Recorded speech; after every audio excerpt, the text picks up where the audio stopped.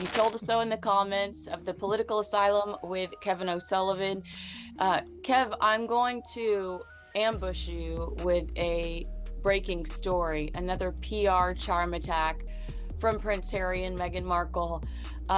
Prince Harry makes shocking confession as he and Meghan appear in new show. The prince has revealed that Space Mountain is a favorite. In the trailer for a new show about Disneyland, Harry can be heard saying, "Space Mountain was one of my favorite things." Meghan replies, "It's still one of your favorite rides." Harry says, "Of course." Later in the trailer, which also features other famous names like Jamie Lee Curtis and Neil Patrick Harris, Harry says, "Prepare yourself, you're going to be blown away." This is an ABC News docu-series, and it's going to be released on Sunday, and it's just like celebrities sharing their favorite memories of Disneyland. Well, don't forget, in July of 2019, Prince Harry live on a red carpet in front of the entire world, in front of Beyonce and Jay-Z, pitched Meghan's voiceover work to Disney's Bob Iger. So, these two are shameless. Meghan has repeatedly compared herself to Disney princesses in interviews. She said she felt like Ariel when she didn't have a voice when she did the Oprah Winfrey interview. So they've been working this angle for a while now. Well, yeah, I mean, they are definitely having a charm offensive, particularly Harry. They're trying to turn it around in terms of media coverage, in terms of positivity in the newspapers, on television channels, on radio stations. They're trying to turn it around. Harry's attempts to do this, I mean, you know, he was here for 4 days in London last week, then went off to Ukraine. And his attempts to ingratiate himself, I called it his Love Me Do royal tour, pretend royal tour. It's not a royal tour. It's really weird that contradict what we were told. Oh, they were weeping, they were hugging each other, it was so joyous. Not at all, so I'm told. Not at all. It was a very different picture. Do you know, Kinsey, by the way, do you know, so Clarence House, Charles's very splendid London residence, just up the road from Buckingham Palace. Now, everybody who comes to visit the King or goes to Clarence House goes through this front door where there's a security check. I'm talking about senior politicians, the Prime Minister. I'm talking about charity chiefs, the kind of people who have audiences with the King. Everybody goes through that front door. Only the royal family have a special entrance at the back. So Charlie's, King Charles's relatives, his family, the royal family, come in through a special VIP royal entrance at the back. Guess which entrance Harry came in through last Wednesday? It was the front. It was the security check. And here's another thing. Everybody said, "Oh, well." So pump the brakes. When it comes to Harry and Meghan's PR pursuits, it's clear to me that they. I mean, I know Harry spent some time in the UK. I think it's less about impressing the people of the UK and more about Americans seeing his proximity to his father and that being financially beneficial to him. Yeah. And when I see them in this Disney special talking about how fun this theme park is, again, I feel like they're trying to attract a very specific audience, and that's just everyday Americans that might buy $9 jam. Yeah. Who are these people? But what I thought was so interesting about the Disneyland, of course, is like this institution that is celebrated. It's an American institution that's incredibly celebrated and loved here. Interestingly, Harry and Meghan also are desperately trying to repair relations with the public. But the rift, I think, now is so wide that they're going to really, really struggle. And they've got to do more than just blatant PR stunts. So when Harry came to London last week, it was one long, blatant PR stunt. You know, he gave this interview saying, yeah, all the press, all the media keeps saying I'm miserable. I am not. I am happy with my life. I'm thrilled with my life. You know, I'm loving life. Well, why do you always look so damn miserable then? Why are you always suing everyone in fury? You know, don't tell us one thing, and act in a different way. People can see through this guy. They can see through Meghan, obviously. So, will their attempts to repair their relationship with the public through the prism of Disney and Disneyland work? I don't think so. But good luck to them. But they've got a long way to go. Okay. You mentioned Queen Camilla, and yeah, I had Sally Bedell Smith say Queen Camilla's in the room. The king needs a witness. There's no way that he's not. Extraordinary. You know, think about that, Kinsey. Think about that. Yeah. That is extraordinary. That is Queen Camilla. Queen Camilla, after that book, in fact, even before that, doesn't in herself ever want to be in the same postcode as Harry.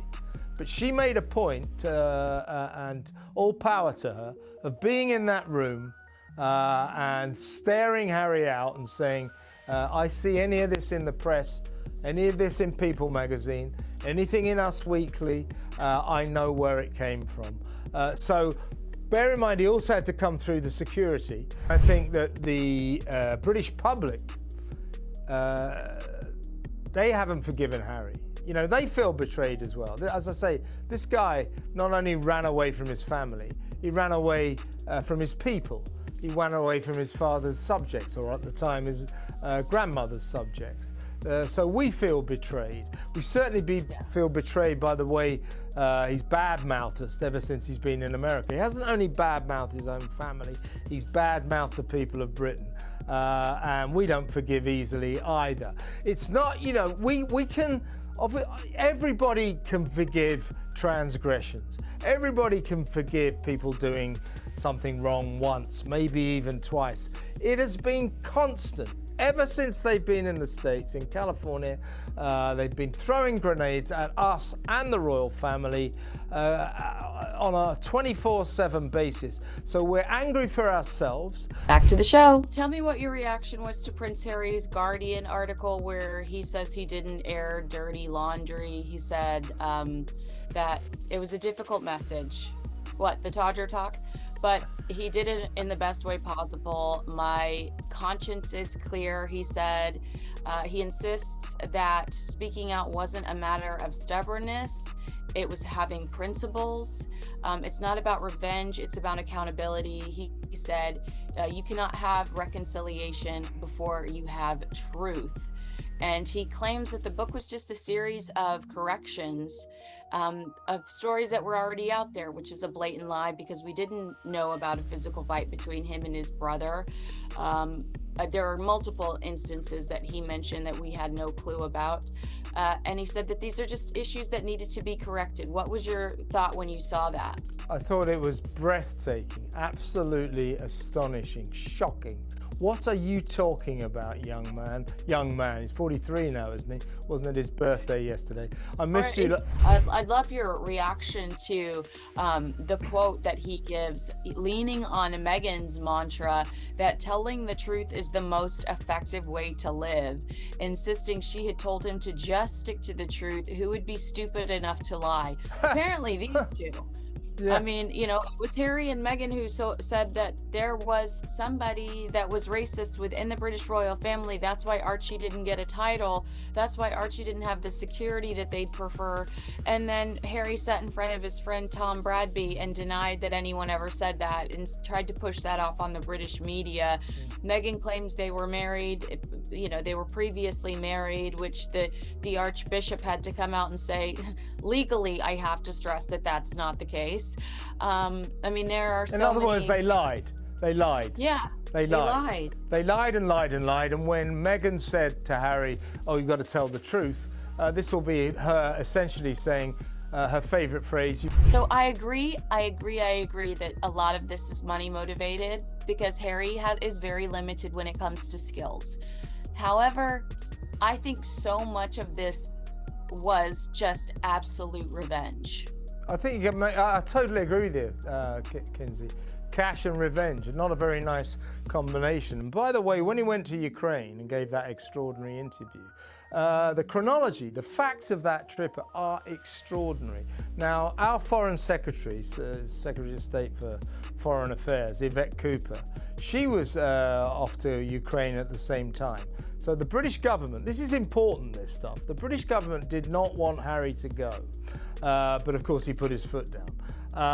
And then they said, well, if you do go, your plans to meet Volodymyr Zelensky, the Ukrainian president, we have to stop that. You cannot do that. There are far more important things to talk about. This is a diplomatic situation that you can't intrude in. And he goes, oh yeah, fine. And then he went there. I wanted to ask you that about, though, you just mentioned this timeline. Yeah. It's not strange to you that Harry wants to make sure that everybody knows he has a private meeting with President Zelensky around the same week that we expect to see pictures of Prince William and President Trump? Very much so. Very much so. And William, he was very aware of Harry's presence last week, and I think I said this to you the other night. Well, who's not aware of the giant cockroach in the room? But the fact that Harry did see his dad, and yet at one point was within 7 miles of William, but didn't see William, that was a picture that painted 1,000 stories. William, apparently, the stories today, William has never been more furious with his brother. Last week's antics made him even more furious. Now, think of what he did. Think of what he only finished when he went to Ukraine. 4 days in Britain. You know what? Last year, every night he went to sleep begging to the universe that they not take his wife from him. Yeah, so if he wants to just enjoy the company of his family, then I fully support that, and I want people to lay off. And so I was incredibly disappointed by the King's decision to privately meet with Harry, with Queen Camilla, because I felt like it was an endorsement of what Harry was doing, and gave, especially in the States, it gave the appearance that Prince Harry's back. No, he's not. 3 weeks ago, he was still the stoner surfing in Montecito, California, okay? He goes to a children's surf camp. It's not, Prince Harry is not back. And Prince Harry was a figment of our imagination, basically, that the palace created. This brand of like hot, sexy bachelor, of the world's most eligible bachelor, is a brand that the palace created. Prince Harry isn't known for subtlety, but even by his standards, this latest stunt is something else. Just when whispers about money troubles, failed projects, and royal frostbite were reaching a boiling point, Harry and Meghan popped up in the unlikeliest of places. A shiny, nostalgic ABC special celebrating the magic of Disneyland. Grinning ear to ear, Harry gushes about Space Mountain like a kid with a sugar rush, while Meghan lovingly reminds him, it's still one of your favorite rides. Cue the Disney fairy dust, slow pan, and celebrity sparkle. For a moment, it's all smiles, laughter, and childhood memories. But don't blink, because this isn't just a feel-good trip down memory lane. This is calculated optics. A last-ditch PR move to recast the couple's public image from bitter ex-royals to happy-go-lucky Hollywood parents. And right behind that glittery curtain, resentment, lies, a nation that hasn't forgotten, and a royal family that's still licking its wounds. The timing couldn't be more suspicious. Their Netflix shine has dimmed. Spotify is a graveyard. Public sympathy evaporating. So what's the plan now? Hitch a ride on the happiest place on earth and hope no one notices the desperation behind the smiles? But this isn't a story about a theme park. It's about image control, reputational survival, and the most aggressive PR makeover since the last one. And as we peel back the layers of this Disneyland distraction, we'll see just how far Harry and Meghan are willing to go to rewrite the narrative. Because behind the smiles and Space Mountain nostalgia is a royal crisis spinning wildly out of control. But this glitter bomb was only the beginning. Let's rewind to what looked like an innocent Instagram post. Meghan Markle, glowing with curated gratitude, thanked Disneyland for a magical day, celebrating little Lilibet's birthday. Sweet, right? Wholesome, picture perfect. But dig just one layer deeper, and the illusion cracks. What seemed like a family day out was actually a calculated move. Meghan didn't just thank Disneyland, she tagged them, praised them, amplified their brand to millions of followers. That's not just gratitude. That's influencer code for freebie secured. Because here's the uncomfortable truth. This wasn't a birthday gift for Lilibet. It was a brand deal disguised as family fun. A commercial masquerading as a memory. The narrative they pushed? Meghan, Harry, and the kids. Laughing, bonding, eating overpriced churros under a California sun. The reality? A multi-millionaire couple leveraging their child's birthday for PR clout and comped tickets? Now imagine you're an average parent watching this unfold. You're struggling to afford groceries, let alone a $7,000 Disney trip for a family of 4. And then you see the Duke and Duchess of discounts getting the royal treatment for free. The backlash was inevitable. Online, it wasn't all hearts and confetti. Comments poured in. Must be nice to get VIP treatment for pretending to be relatable. So Lilibet's birthday was just a staged photo op? They're not celebrating childhood,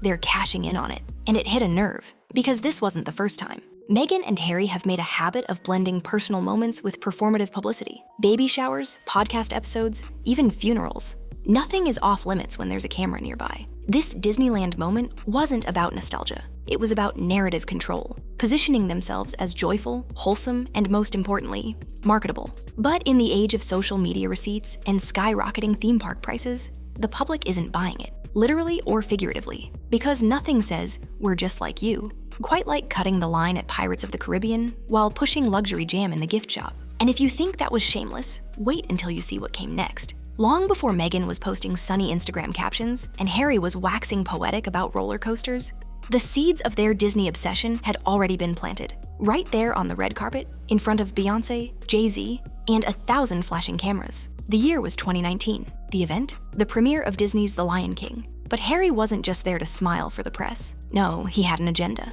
Caught on a hot mic, he leaned into Disney CEO Bob Iger's ear and pitched Meghan's voiceover talents. Not in private, not through an agent. Right there, live, while Meghan stood a few feet away, laughing. It was brazen, desperate, and unmistakably clear.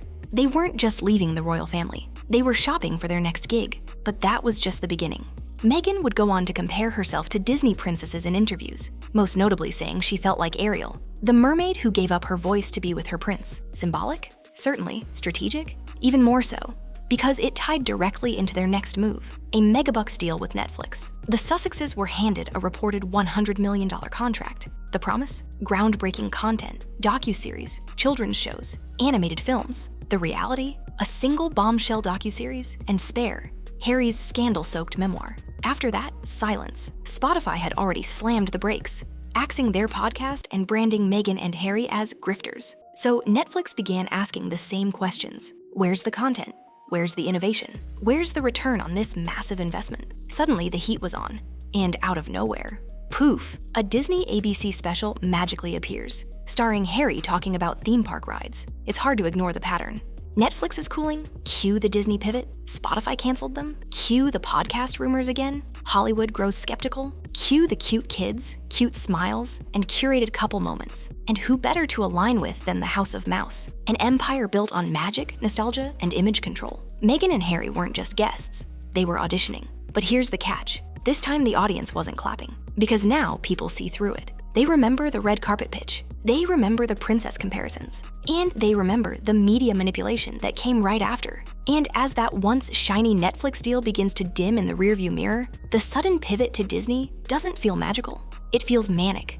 Like a couple racing to outrun the consequences of broken promises and burned bridges. Because what happens when you sell a fairy tale but deliver a reality show full of bitterness, blame, and burnout? The audience leaves. The cameras stop rolling. And the studios stop calling. But Harry isn't done playing make-believe yet. In fact, his latest stunt shows just how deep he's retreated into the fantasy. If Harry had a Disney character, it wouldn't be Simba or Prince Charming. It would be Peter Pan, the boy who never grew up. Because in a trailer packed with A-list names and polished nostalgia, Prince Harry, former soldier, father of 2, and alleged global humanitarian, delivers his big line with wide-eyed sincerity. Space Mountain was one of my favorite things. Not policy, not philanthropy, not fatherhood. A roller coaster. And Meghan, never one to miss a cue, chirps back. It's still one of your favorite rides. Harry beams. The camera cuts. And the entire world collectively raises an eyebrow. This isn't a prince reinventing himself. This is a man stuck in suspended adolescence, grasping at amusement parks, comic book logic, and photo ops to distract from the very adult consequences of his actions. Because behind the sugary lines and goofy grin is a pattern that's hard to ignore. Harry has always positioned himself as the fun royal, the rebel with charm. But critics now call it what it is: arrested development, a refusal to evolve, a deep discomfort with responsibility that's been playing out in public for years. Remember his Vegas strip poker scandal? The Nazi uniform costume? The drunken club fights? And now, as a grown man in his 40s, he's still trying to sell himself as a cheeky, misunderstood lad, just looking for his next thrill. But this isn't 2007 anymore, and the stakes are higher now. Royal watchers have noted that Harry's public appearances rarely reflect depth or gravitas. No complex discussions, no nuanced policy ideas, just platitudes, posed smiles, and empty words about healing and truth. And maybe that's by design. Because it's easier to ride roller coasters and pose with cartoon characters than face the wreckage left behind. From his broken bond with William, to the warpath of accusations against the monarchy, to the splintered relationship with the very public that once adored him. Even his recent Ukraine visit, a place of war, grief, and global diplomacy,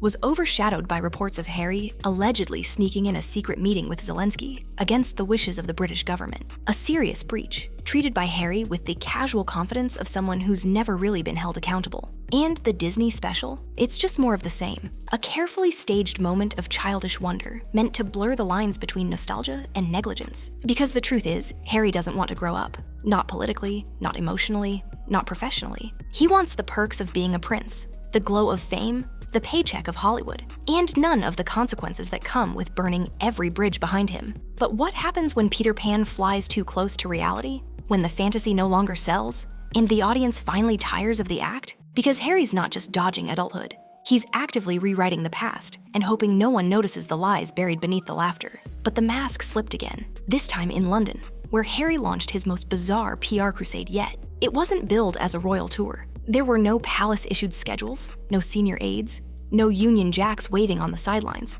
But make no mistake, Prince Harry's recent 4-day blitz through London was crafted like a state visit. Charity appearances, military hospital drop-ins, solemn photos in war zones. It had all the choreography of a traditional royal engagement, minus one crucial detail. He's not a royal anymore. But that didn't stop him. Observers quickly dubbed it the Love Me Tour, a desperate 4-day charm offensive designed to repackage the runaway prince as a compassionate leader, a healing presence, a global figure worthy of admiration, and funding. Because let's not kid ourselves, this wasn't about duty, it was about optics. And as the camera flashes followed him from hospital beds to press interviews, the unspoken question grew louder. Was this Harry seeking redemption or just attention? But behind the smiles, a darker narrative simmered. This is the same man who walked away from his royal role, lambasted the British public as racist, painted his own father as cruel, his brother as violent, and Camilla as a scheming villain. A man who cashed in on family trauma, then turned around and asked for sympathy. Now, with camera crews in tow, he's shaking hands and making speeches, as if 4 days of photo ops could erase 5 years of damage. And the British public, they saw right through it. Online forums lit up with fury. He's using charity work to rehab his image. He wants to be a prince again, but only when it benefits him. We're not stupid. He's playing dress-up with our traditions. Et la pièce de résistance? A carefully leaked story that Harry had finally reunited with King Charles after nearly 2 years of icy silence. But what looked like reconciliation on paper quickly unraveled. 54 minutes. That's how long the meeting at Clarence's house reportedly lasted. No warm hugs, no teary-eyed forgiveness. Just a quick sit-down, squeezed between longer appointments with other guests. And then came the real bombshell. Camilla was there. Not for tea, not to bond, but as a witness. Because even Charles, facing a cancer battle and the strain of a splintered family, didn't trust Harry to keep things private. This wasn't reconciliation, it was containment. Worse still, Harry didn't enter Clarence's house through the private royal entrance used by the family. He went through the front, the same one used by politicians, diplomats, and the press. Symbolically, it screamed what the firm had likely been whispering for months. He's no longer one of us. But perhaps the most telling sign came after the meeting. Silence. No follow-up photos, no royal statements, no carefully worded briefings about how healing had begun. Just 54 minutes. And then the door closed. Back in America, the press spun it as a heartwarming reunion. But insiders painted a very different picture. Tense, cold, strategic. A ticking clock, not a warm welcome. And yet Harry strutted back into the spotlight like a man reborn. Off to Ukraine.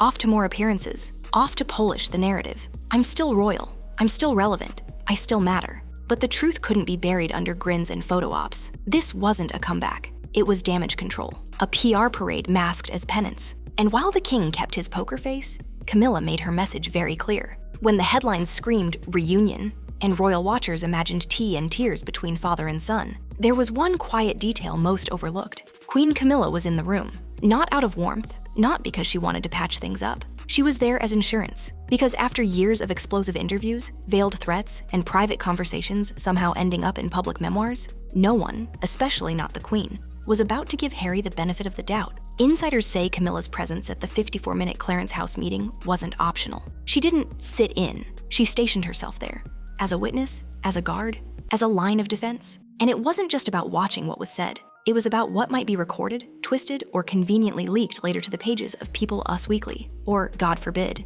Harry's next book deal. This wasn't a reunion. It was an interrogation in disguise, and Camilla was the silent observer, making sure nothing got spun into another betrayal. Because, make no mistake, Camilla hasn't forgotten, and she absolutely hasn't forgiven. Harry called her the villain in his book Spare. He painted her as manipulative, cold, and ambitious. He claimed she sacrificed relationships on the altar of reputation. He accused her of leaking stories to boost her own image at the expense of others. And he did it publicly with zero remorse. The Times of London reported that Camilla was deeply wounded, not just by the words, but by the calculation behind them. A palace insider bluntly put it, Harry's been extremely unkind to her in print and in word. She doesn't forgive easily, and neither does the royal family. Camilla may not be queen by birth, but she understands the monarchy better than most. She's endured decades of public scorn, media attacks, and personal humiliation. She knows what it takes to survive. And she knows exactly what kind of damage Harry and Meghan are capable of. So when she sat in that room during the Clarence House meeting, it wasn't a peace offering. It was a line in the sand, a silent message, loud as thunder. I see you. I hear everything. If even a whisper of this appears in the press, I'll know it came from you. And it wasn't just her words doing the talking. Harry was reportedly forced to enter through the front of Clarence House, the entrance used by outsiders, politicians, and press, not family.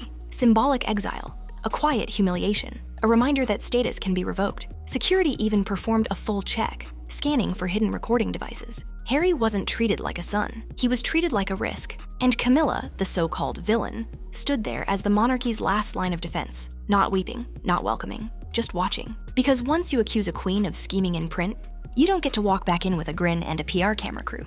And the British public, they sided with her. Camilla, once the outsider, is now seen as the protector of the crown, dignified, unshaken, and unwilling to be played. And while she may not shout, her silence speaks volumes. She sat in that room not because she wanted to, but because someone had to make sure Harry didn't turn tea into a tabloid. And if that meeting felt cold, it's because the warmth is long gone. But Harry wasn't done yet. He had more spin to push.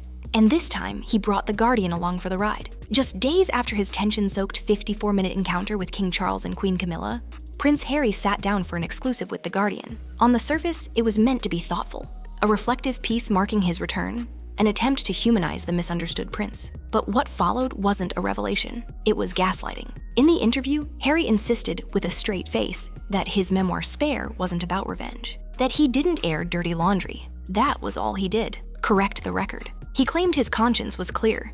He said, "It's not about stubbornness, it's about principles." And perhaps most galling of all, he insisted that Spare was simply a collection of clarifications, setting the record straight, not setting his family on fire. And yet anyone who's cracked open a single chapter of Spare knows that's a bold-faced lie. Let's recap. He exposed a physical fight with Prince William, reducing their once close bond to a debrawl. He described losing his virginity behind a pub to an older woman, like some tawdry coming-of-age fantasy. He confessed to hallucinating after drug use and looking at a photo of his dead mother while treating frostbite on his manhood. He called Camilla a manipulative villain. He accused Kate of racist behavior. He branded Charles as emotionally vacant, cold, and unsupportive. These weren't corrections. They were calculated wounds, salted for maximum media impact. And yet here he was, looking a journalist in the eye and saying, "I didn't do anything wrong, I just told my truth." Even The Guardian, known for its more sympathetic slant, failed to push back. There were no follow-up questions, no challenges, no fact checks. He says his conscience is clear. Then where's the clarity for the people he's hurt? The brother he betrayed? The father smeared? The grandmother whose final years were marred by scandal and stress? Instead, the piece read like a puffball.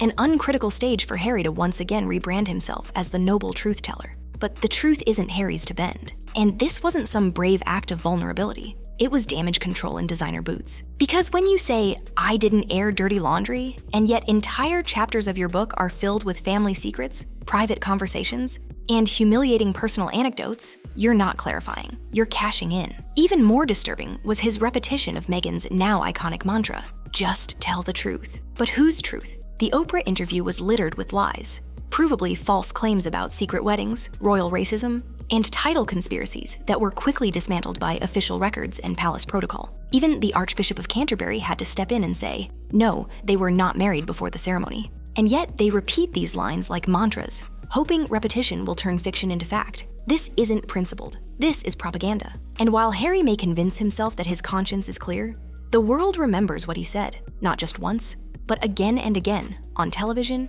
in books, in interviews, and in podcast whispers. Because the real truth? You can't destroy your family for profit and then ask for empathy. You can't torch your homeland with accusations and then ask for forgiveness through press releases. And no amount of Disneyland glow or tabloid makeovers will change that. But Harry still believes he can rewrite the past, still believes that spin and a smile will win people back. And Meghan? She's already preparing the next stage of the illusion. Because this wasn't just a PR recovery mission, it was a revenge tour disguised as a comeback. If you ask Harry, he'll say this was never about revenge. It's about truth, about accountability, about healing. But if you ask anyone who's been paying attention, the pattern is unmistakable.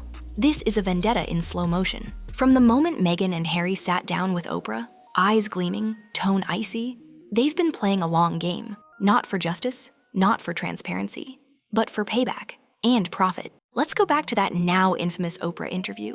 Meghan didn't just speak, she seethed. Her voice was measured, but her words dripped with contempt. Accusations of racism, claims of abandonment, pained stories of silencing and betrayal. And it wasn't just what was said, it was when it was said. Because that interview was filmed almost immediately after the royal family pulled the plug on their trial period, a period in which the Queen had been cautiously observing, weighing whether Harry and Meghan could balance royal duty with private ambition. The decision came. They couldn't. And within days, the Oprah crew was called in. Cameras rolled. The game was on. Then came Spare, a book that didn't just settle scores. It dug new graves. Harry's words weren't restrained. They were surgical, strategic. From mocking Camilla to exposing William's private texts, to painting Charles as cold and incompetent, it was less memoir, more scorched earth diary. And now, with all that behind them, the couple insists it was never about vengeance. But let's look at the moves. Disneyland docuseries timed perfectly with mounting criticism. Instagram posts hinting at wholesomeness and family values. Carefully staged meetings with Charles that get mysteriously leaked to the press. Puff piece interviews where they deny what's already been recorded, published, and sold in hardcover. If this is redemption, it's redemption by gaslight. And yet, even now, Meghan continues to push the narrative. Just tell your truth, she tells Harry. A phrase so casually weaponized it's become meaningless. Because it's not about truth, it's about control. It's about owning the narrative, even if it comes at the expense of everyone else. They've repeatedly claimed to be silenced, but silence doesn't look like multi-million-dollar deals, global interviews, and best-selling books.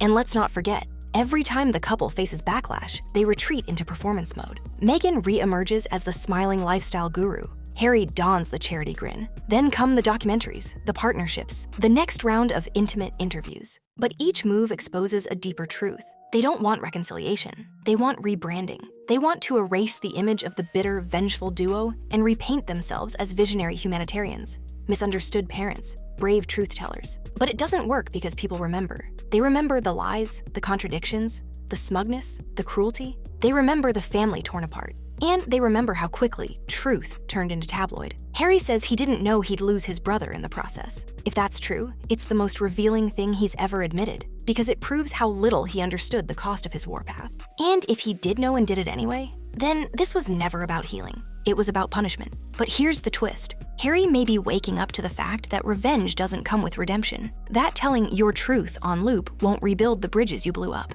That no amount of Disney dust can clean up years of reputational wreckage. And Meghan? She's already pivoting. From royal victim to domestic goddess, from duchess to digital brand, teaching the public how to pack suitcases, light candles, and make jam. But the world isn't buying the lifestyle blog, because the wounds are still open and the apology never came. And as Harry's credibility collapses under the weight of his contradictions, one man's fury is reaching its boiling point. Prince William has said almost nothing publicly about his brother's betrayals. No interviews, no memoir, no Netflix deal. But make no mistake, his silence has not been weakness. It has been strategic, and it is wearing thin. Because after 5 years of lies, leaks, and late-night bombshells, William's patience, like the crown's goodwill, is at a breaking point. Insiders now say he's never been angrier. Not during the Oprah fallout. Not when Spare gutted their private relationship. Not even when Meghan hinted that his wife was racist. But now, when Harry dared to waltz back into the UK, cameras in tow, pretending nothing ever happened, that was the final insult. Let's break it down. While Harry was busy staging his Love Me tour, pretending to be a royal again, William was just 7 miles away. Not once did they meet. Not even a photo op. No private brotherly catch-up. Nothing. Because William had one message, loud and clear. There is no way back. And it wasn't just personal, it was institutional. Harry's PR games directly defied Queen Elizabeth's dying wish. The late monarch had made it clear. If Harry and Meghan wanted out, they were out. No half in, half out. No royal light. No phony tours in foreign countries pretending to represent the crown.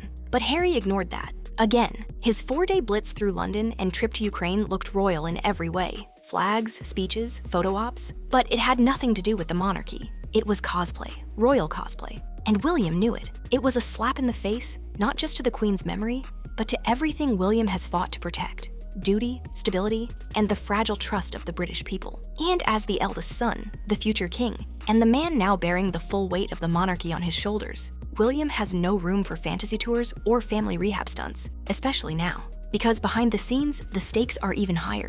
King Charles is fighting cancer. Catherine, the Princess of Wales, is recovering from serious health issues. The monarchy is fragile, and Harry is the crack threatening to split it apart. So William is done. Done shielding Harry. Done giving second chances. Done hoping that the brother he once loved will come to his senses. Sources say he's drawn a hard line. No reconciliation, no meetings, no soft re-entry, and the British public, they're behind him. They've watched Harry torch every bridge, only to show up with a smile and a camera crew asking for forgiveness without apology. They've seen him insult the Queen, mock the press, and brand the British people as bigoted. And now they see William standing tall, silent, stoic, and unbothered by the circus. Because William doesn't need to fight with words. He has the throne, the people, and history on his side. And while Harry scrambles for relevance, William is quietly preparing for the inevitable. Because when the crown passes, when the transition begins, and the monarchy enters its next chapter, there will be no place for the Spare who sold his soul for Spotify checks and headline clicks. And William knows that. That's why he's boiling, but not breaking. That's why he's watching, but not wavering. And that's why, when the final chapter of this royal saga is written, he won't be remembered as the brother who forgave, but as the king who drew the line. But William's strength doesn't stand alone. The weight of stability now rests on the quiet power of another, his wife. And she may be the royal family's last unshakable pillar. They came to America with a mission: rewrite the narrative, reclaim the spotlight, rebrand the monarchy in their own image. For a while, it worked. Netflix signed them. Oprah gave them a stage. The media played along. They weren't runaways. They were revolutionaries. Victims turned visionaries. But now, the illusion is crumbling. The Disney special, once meant to soften their image, only highlighted the disconnect. Harry's childish glee, Meghan's carefully rehearsed warmth. It felt off, forced, and the public felt it. The charm offensive failed because charm only works when people forget the offense. And no one's forgotten. Not the family Harry betrayed, not the institutions Meghan mocked, not the public they manipulated, accused, then tried to win back with theme parks, sound bites, and staged apologies. Even their own strategies are turning against them. That 54-minute meeting with King Charles, it didn't signal reunion. It exposed how fragile their bridges have become. Camilla's silent presence, not support, surveillance. William's absence, not scheduling conflict, strategic rejection. And Harry trying to recast himself as a wounded healer, only reminded the world how many wounds he inflicted. All while Meghan pivots yet again, this time to candles, clean girl branding, and the fantasy of reinvention. But reinvention requires authenticity, and you can't build a second chance on a mountain of contradictions. This isn't just the end of a media cycle. It's the unraveling of a fantasy. The prince and the actress, the brave escape, the truth tellers in exile. It was a compelling story, until the cameras kept rolling, until the contradictions piled up, until the bitterness leaked through the smiles, until the fairy tale began to feel like a grift. The Sussex illusion once sparkled. Now it flickers, cracks, exposes the scaffolding beneath. And as the royal family moves forward, with William steady, Catherine admired, and Charles quietly leading, Harry and Meghan remain frozen in place, still performing, still spinning, still pretending. But the audience is dwindling, because even the best illusion can't survive forever. And when the curtain finally falls, there may be no standing ovation, just silence.